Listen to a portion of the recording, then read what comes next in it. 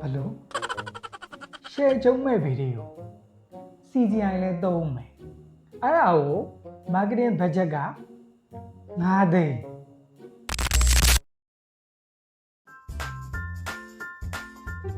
ဆောင်းနေရတာကြားသွားပြီလား ဟုတ်မကြသေးပါဘူး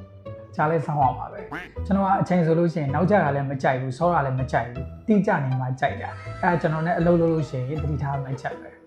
ဟောဟုတ်ကဲ့ခင်ဗျ ကျွန်တော်မိတ်ဆက်ပေးပါအောင်အခုလုပ်ငန်းနဲ့ဒီအကိုဗီဒီယိုဘယ်လိုပုံစံမျိုးသွားချင်လဲဆိုတာလေဗီဒီယိုအတွက်ကိုအကိုယူရထားတဲ့ပုံစံမျိုးရှိလားရှိရဆိုလို့ရှိရင်ကျွန်တော်အဲ့ဒါလေးတစ်ချက်လောက်ပြောပြပါလားညီလေးလိုက်မှတ်မယ်နော်အခုပြောလို့ရပြီ ကျွန်တော်လုပ်ငန်း laptop brand မျိုးစုံရောင်းတာပါဒါကတော့ကျွန်တော်ဆိုင်ရင် page လေးပေါ့ taxi ကနေဘာကြောင့် laptop ဝယ်ယူနေတာလဲ higher specs တွေ gaming specs အမြင့်တွေကိုမှာယူနေတယ်ဆိုလို့ရှိရင် DDP ကနေ official ကျွန်တော်တို့မှာယူတင်သွင်းရောင်းချပေးပါတယ်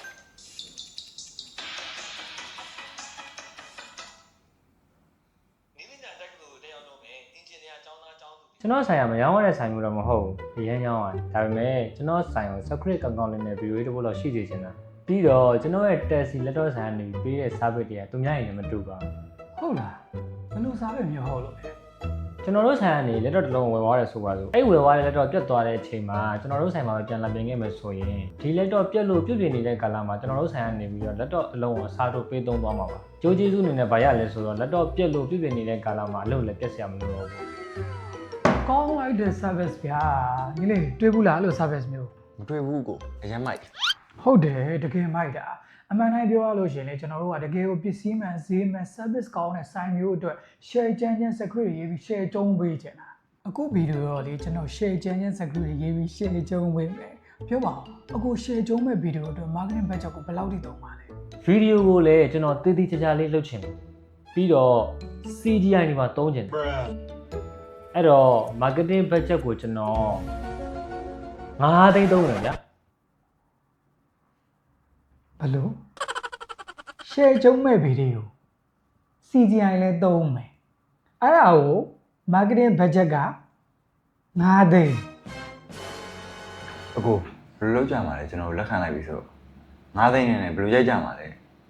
အခုတို့မှာ client မရှိဘူးဆိုတော့ live client ရောက်ဆွတ်စီရမှာပဲအဲ့တော့သူတို့ပေးတဲ့ budget နဲ့ဝင်အောင်တော့ကိုရိုက်ရမှာပေါ့ဒီလိုလုပ်ကွာအဲ့ဒီဗီဒီယိုကိုရေးလေမင်းပဲရိုက်လား ဗျာ ဗီဒီယိုလေးရပြီဆိုလို့လေနောက် project အတွက်စကားပြောချင်တာနဲ့ကျွန်တော်အဲ့ဒါလူကူတိုင်းပဲလာလိုက်တာ ဟုတ်ရပါပြီရေးလေ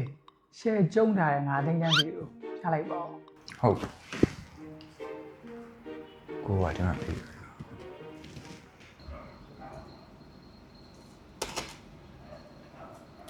အားလုံးမင်္ဂလာပါကျွန်တော်ကတော့တက်စီလက်တော့ဆိုင်ပါကျွန်တော်တို့တက်စီလက်တော့ဆိုင်မှာဘာတွေရောင်းလဲဆိုရင်တော့လက်တော့တွေရောင်းပါတယ်